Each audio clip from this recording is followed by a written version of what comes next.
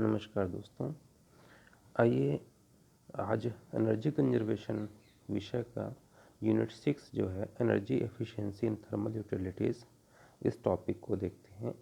इसमें सबसे पहले हमें ये जानना ज़रूरी है कि ऊर्जा की विभिन्न इकाइयाँ क्या हैं। तो सबसे पहले इसमें थर्मल एनर्जी को हमें जानना ज़रूरी है। थर्मल एनर्जी क्या है? बेसिकली सभी परमाणुओं में इलेक्ट्रॉन, प्रोटॉन और न्यूट्रॉन होते हैं और इलेक्ट्रॉन्स जो हैं वो गति करते रहते हैं, जबकि न्यूट्रॉन और प्रोटॉन परमाणु में बंधे हुए रहते हैं। तो जो इलेक्ट्रॉनों की गति होती है वो गति कुछ ऊर्जा उत्पन्न करती है। ठीक है, अभी ये एक एटम है तो एटम के चारों ओर चक्कर अगर लगा रहा है इलेक्ट्रॉन, लेकिन जैसे ही नंबर ऑफ एटम्स आपस में नज़दीक नज़दीक आते हैं तो इनकी आउटर मोस्ट ऑर्बिट जुड़ जाती है, आप जानते हैं, और ये एक एटम बनाते हैं। फिर एटम, बहुत सारे एटम मिल करके एक मैटर या पदार्थ या कोई वस्तु बनाते हैं। तो इसके अंदर इलेक्ट्रॉन्स होते हैं और वो अपनी एक एनर्जी बैंड में चक्कर लगाते रहते हैं। ठीक है, तो थर्मल एनर्जी क्या है? वस्तु के भीतर कणों की गति या आवाजाही के कारण उत्पन्न ऊर्जा या कार्य करने की क्षमता जो होती है वो थर्मल एनर्जी कहलाती है। ठीक है, अतः थर्मल एनर्जी एक स्थिर ऊर्जा ना होकर के वास्तव में स्थानांतरित होती रहती है, क्योंकि ये क्या है, इलेक्ट्रॉन्स की गति हो रही है और गति के कारण ही उत्पन्न हो रही है। ठीक है, आइए अब ऊर्जा की इकाइयों के बारे में बात करते हैं। तो ऊर्जा की पहली इकाई है किलो कैलोरी या जूल। अब किलो कैलोरी बहुत पुरानी इकाई है जिसको हम अपने एनर्जी, जो हम भोजन वगैरह की बात करते हैं कि भाई इतना हमारे पास कैलोरी ऊर्जा है, तो ये पुरानी इकाई है।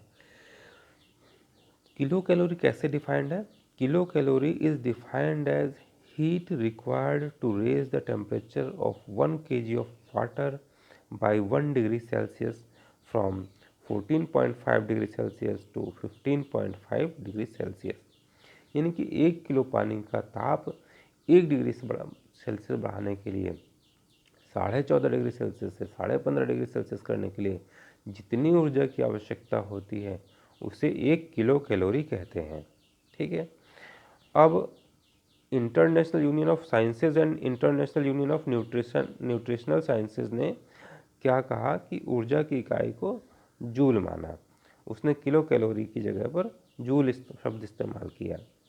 तो 1 किलो कैलोरी जो है वो 4.184 किलो जूल के बराबर होता है, या दूसरे शब्दों में कह सकते हैं 1 kilo joule is equal to 0.239 kilo calorie. 1000 kilo calorie जो है 4184 किलो जूल या 4.18 मेगा जूल, या दूसरे शब्दों में 1 mega joule is equal to 239 kilo calorie होता है।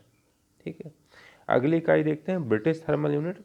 British thermal unit is a non SI traditional unit of heat. तो ये ऊष्मा की कौन सी का नॉन ट्रेडिशनल यूनिट है? ट्रेडिशनल यूनिट है और नॉन एसआई यूनिट है। एसआई मतलब international system of units.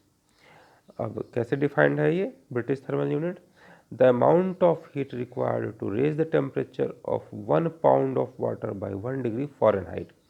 1 pound water का ताप 1 डिग्री फ़ारेनहाइट बढ़ाने के लिए जितनी ऊष्मा की आवश्यकता होती है उसे बीटीयू या ब्रिटिश थर्मल यूनिट कहते हैं। क्लियर है? नेक्स्ट यूनिट देखते हैं किलोवाट आवर।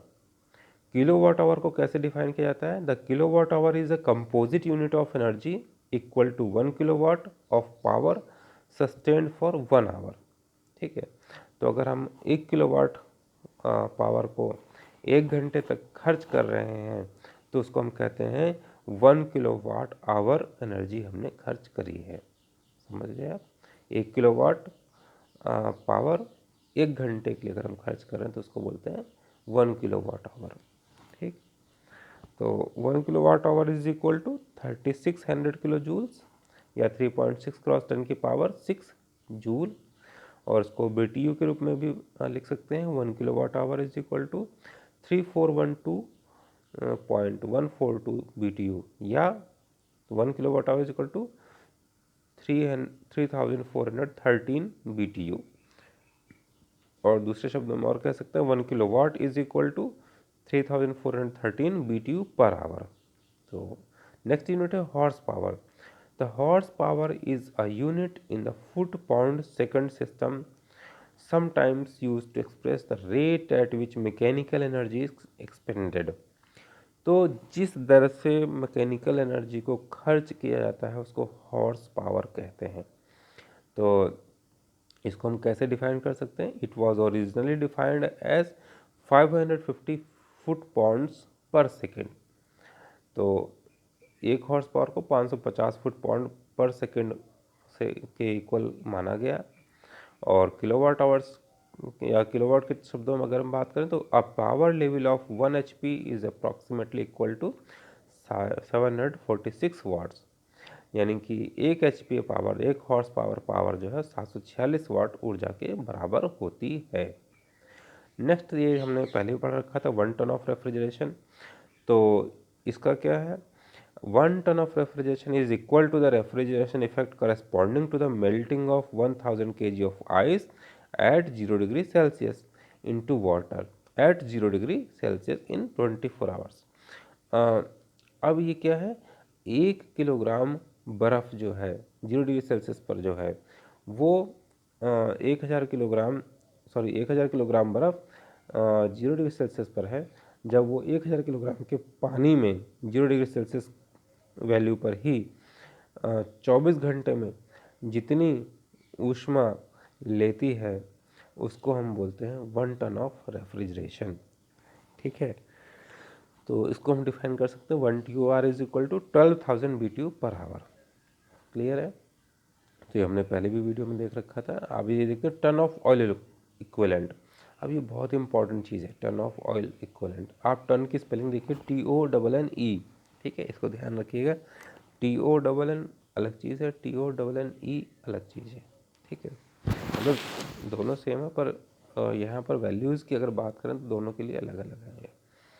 तो 1 टन ऑफ ऑयल इक्विवेलेंट कैसे डिफाइन किया जाता है? The ton of oil equivalent is unit of energy defined as the amount of energy released by burning 1 ton of crude oil।